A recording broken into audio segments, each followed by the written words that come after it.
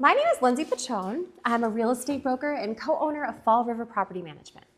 We specialize in the profitable management of C-class multifamilies in the Fall River and New Bedford area. This series of videos is entitled Pitfalls in Property Management, and it addresses some of the mistakes that I see property owners make and provides advice for how you can avoid these pitfalls and do better. Today, I'm going to talk about Section 8. I want to demystify the process of setting up a lease with a voucher holder and briefly discuss why it's beneficial to your portfolio to have some Section 8 occupants. Fair housing laws in Massachusetts protect tenants with housing assistance and prevent landlords from discriminating against them. So you, the landlord, are legally required to accept Section 8.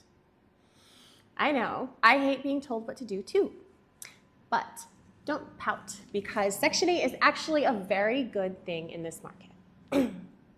I spend my days wrangling the organized chaos of large-scale C-class multifamily property management, and no matter how hard we try to standardize the process, no 2 days are ever the same. And this is because we're not just in the business of managing houses. Houses are easy, but we're in the business of facilitating the nuanced relationship between renters and landlords. And no matter how hard we try to standardize the contractual relationship we have with our residents, we can't control what people do. This concept is actually extremely important in property management. You can't control what your tenant does in your apartment, or if they pay rent on time. You can't control if they pay their late fees. You can't control if they bring unapproved pets into the property.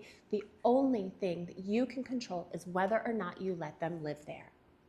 But sometimes the only way out of a bad leasing relationship is eviction. And newsflash, evictions suck. I would say that 90% of the evictions that our company has done have been for non-payment of rent. Renting to a Section 8 tenant almost completely eliminates the possibility that your tenant will be evicted for non-payment because here's the magic sauce. Section 8 always pays. Every month on the 1st, like clockwork. I would say that 25 to 30% of our residents are Section 8 voucher holders and that this income is foundational to our clients' investments.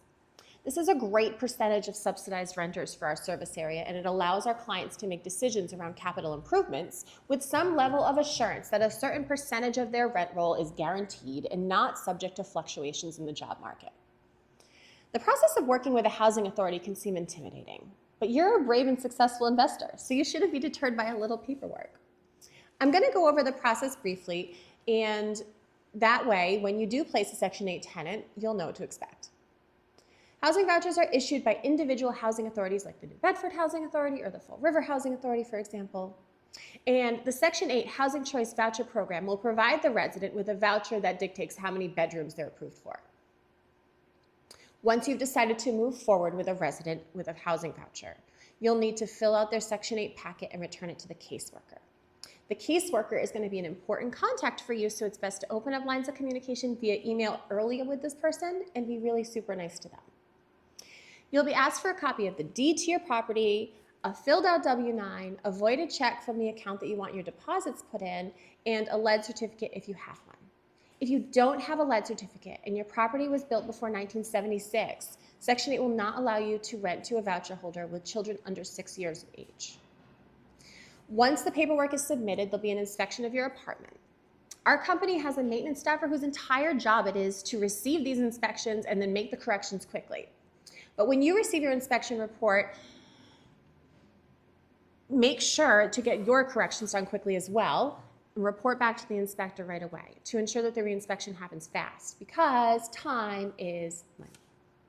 So the reason why we don't try to make corrections before the inspection is because inspectors are pretty inconsistent. Don't tell them I said that. And while some requirements are predictable, there's usually a few surprises. Once the unit passes inspection, Section 8 will provide you with a notice of rent, otherwise known as the HAP agreement. You'll also receive updates to this agreement throughout the year as the tenant reports changes to their income. On this form, you'll see the details of your financial arrangement, how much Section 8 will be paying you, and what amount your tenant is responsible for paying. The Section 8 program is not designed just to be used by large-scale property management companies like mine. It also is meant to be used by small, self-managed landlords like many of you. I'm not gonna lie, the first time you go through the process, it might be a little painful, but hopefully this overview gives you confidence and peace of mind in knowing that the paperwork is worth it. In a C-class multifamily market, Section 8 income can serve as an anchor for your rent roll, and that's the message. Thank you for tuning in and have a beautiful day.